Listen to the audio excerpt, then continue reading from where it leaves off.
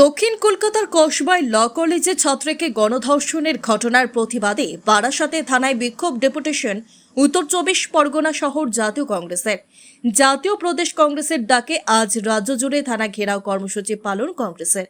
Deputation দিয়ে কংগ্রেস কর্মী সমর্থকরা জানান, অবিলম্বে অভিযুক্তদের দৃষ্টান্তমূলক শাস্তি দিতে হবে, অন্যথায় আগামী দিনে বৃহত্তর আন্দোলনের পথে হাঁটবে জাতীয় কংগ্রেস। পাশাপাশি তাদের আরও অভিযোগ, আরজি করের মতো হাসপাতালের ভেতরে ধর্ষণের অভিযোগ ওঠে, ঠিক একইভাবে শিক্ষাঙ্গনেও এই ধর্ষণের অভিযোগ নিয়ে ইতিমধ্যেই নিরাপত্তা নিয়ে প্রশ্ন কংগ্রেস নেতৃত্বের। পাশাপাশি এই রাজ্য সরকারের অধীনে চিকিৎসক সহ সাধারণ মানুষ কারোরই নিরাপত্তা নেই বলেই অভিযোগ কংগ্রেসের।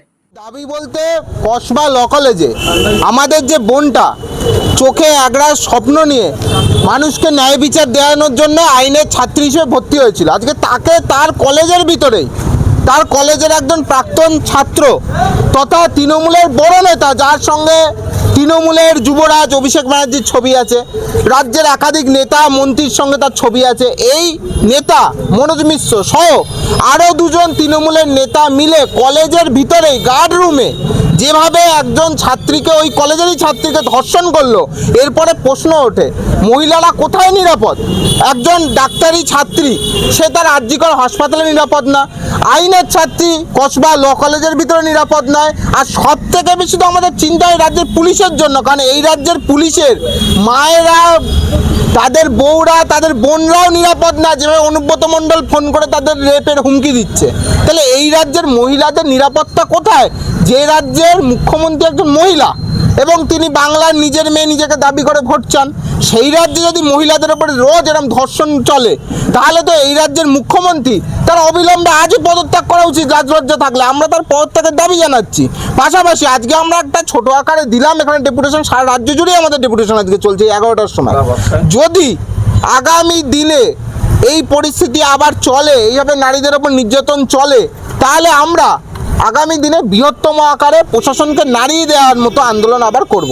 আমরা বারাসাত শহর কংগ্রেসের পক্ষ থেকে আজকে বারাসাত থানায় একটা ডেপুটেশন দিতে এলাম আইসি সাহেবের কাছে। মারাত্মক একটা ন্যাক্কারজনক ঘটনা, সারা পশ্চিমবাংলার যুব সমাজ, সারা পশ্চিমবাংলার সর্বস্তরের মানুষ একদম ধিক্কারে জানাচ্ছে। কেন বর্তমান রাজ্য সরকারের অধীনে না ডাক্তারদের নিরাপত্তা আছে, না আইনজীবীদের নিরাপত্তা আছে, না শিক্ষক শিক্ষিকাদের নিরাপত্তা আছে, না সাধারণ মানুষের নিরাপত্তা আছে। একের পর এক দুর্ঘটনা ঘটেই যাচ্ছে, নারীদের ওপর নির্যাতন, নারীদের ওপর ধর্ষণ। আমরা দেখলাম গতকাল যেরকমভাবে কসবার সরকারি আইন কলেজে একজন আইনজীবী ছাত্রীকে যেরকমভাবে তৃণমূলের তথাকথিত লেটেল বাহিনী, গুন্ডা বাহিনী, যারা ধর্ষণ করবার জন্য ধর্ষণ করেছে, নির্মমভাবে অত্যাচার করেছে, তার জন্য আমরা বারাসাত শহর কংগ্রেস তীব্র ধিক্কার জানাচ্ছি, তীব্র প্রতিবাদ জানাচ্ছি। বারাসাত শহর কংগ্রেসে আমাদের নেতৃত্বে বিকাশ আছে, সজলদা আছে, খোকাদা আছে, যুবনেতা নীলাভও আছে। আমরা আগামী দিনে আরও বৃহত্তর লড়াই আন্দোলনে যাব। যদি এই নিরীহ মেয়েটি, নিরীহ আইনজীবী ছাত্রীটি যদি সুবিচার না পায়, তাহলে আমরা আগামী দিনে সারা পশ্চিমবাংলাকে আমরা অচল করে দেবো। রাজ্য সরকারের চেয়ারটা 13 তলার নবান্নকে নাড়িয়ে দেবো। আমরা বুঝিয়ে দেবো কংগ্রেস আছে, কংগ্রেস ছিল, কংগ্রেস থাকবে। জয় হিন্দ। ব্যুরো রিপোর্ট, চেতনা টিভি।